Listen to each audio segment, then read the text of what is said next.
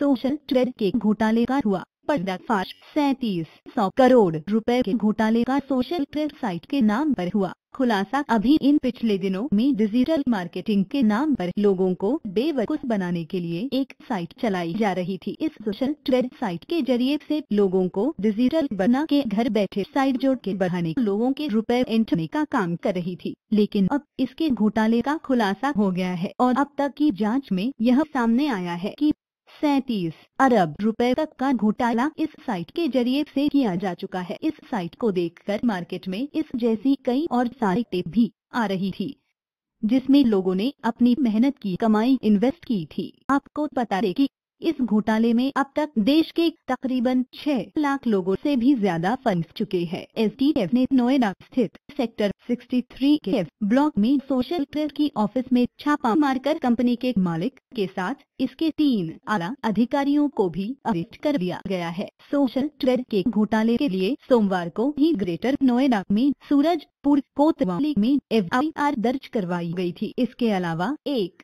FIR बुधवार शाम नोएडा के फेज 3 पुलिस स्टेशन में भी इसकी रिपोर्ट दर्ज करवाई गई थी। सूत्रों के अनुसार डिजिटल मार्केटिंग के नाम पर एवरेज इन्फो सॉल्यूशंस के नाम से एक कंपनी वर्ष 2015 अगस्त में खोली गई थी। इस कंपनी को अनुभव मित्तल ने इसे नोएडा से शुरू किया था और इसके बाद socialtrade.biz के नाम से एक वेबसाइट भी बनाई गई। इस कंपनी का दावा था कि एक साल में पैसा लगाने वाले लोगों को 2 गुनी पैसा वापस मिलेगा। इसके बाद socialtrade.biz पर लोगों ने 5000 लोगों से रजिस्ट्रेशन से लेकर 1,15,000 लोग एक बार में ही इन्वेस्ट करवा लिए। शुरू में कंपनी ने लोगों को भारी मुनाफा दिया जिसके कारण लोगों में लालच बढ़ता गया और लोग आगे आगे लोगों को जोड़ते चले गए और इस साइट के मेंबर्स की संख्या भी 6.5 लाख लोगों से ज्यादा हो चुकी थी।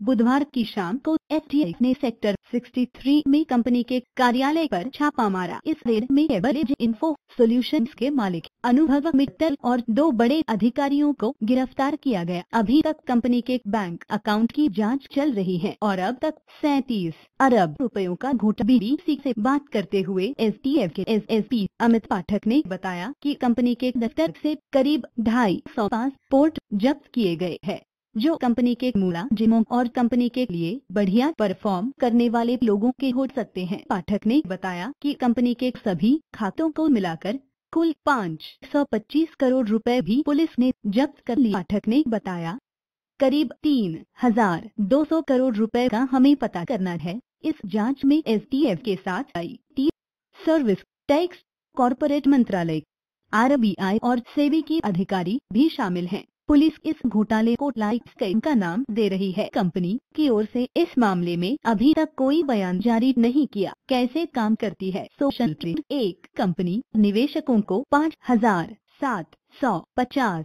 रुपए से लेकर 57,500 रुपए तक के पैकेज देती थी। 2 बदले में निवेशकों को रोजाना पैकेज के मुताबिक 25 से 125 वेब लिंक मिलते हैं। 3 उन लिंक्स पर क्लिक करना होता था जिस पर वेब पेज खुलता था जो करीब 3 सेकंड बाद बंद हो जाता था। 4 कंपनी हर क्लिक के 5 रुपए देती थी। भुगतान शुरुआत में रोज होता था जिसे बाद में साप्ताहिक कर दिया गया। 5 web page Apple, Facebook, Flipkart जैसी बड़ी कंपनियों के होते थे तो कुछ पोर्न साइट के लिंक भी होते थे। 6 निवेशकों को बताया गया था कि ये कंपनियां सोशल ट्रेड को क्लिक करवाने का पैसा देती है। घोटाला कैसे हुआ?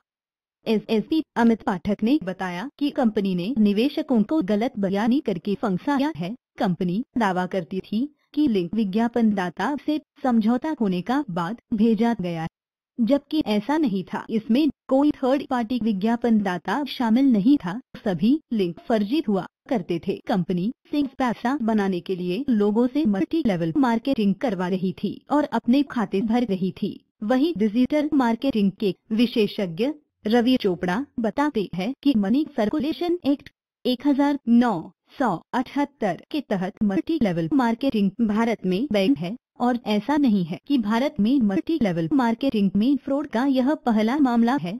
इससे पहले स्पिट एशिया और क्यूनेट जैसी कंपनियां लोगों को चूना लगा चुकी है। भारत में सोशल प्रेस के अलावा कई अन्य कंपनियां अब भी ऐसी स्कीमों पर काम कर रही है। रवि बताते हैं कि मल्टी लेवल मार्केटिंग में अक्सर लोगों के पैसे मारे जाते हैं, लेकिन इस मामले में संभवतः कंपनी को और भी ज्यादा आमदनी इसलिए हो रही होगी क्योंकि कंपनी सिर्फ लोगों से फीस ले रही थी, जिसके बदले में उन्हें कोई वस्तु या सेवा नहीं मुहैया कराई जा रही थी।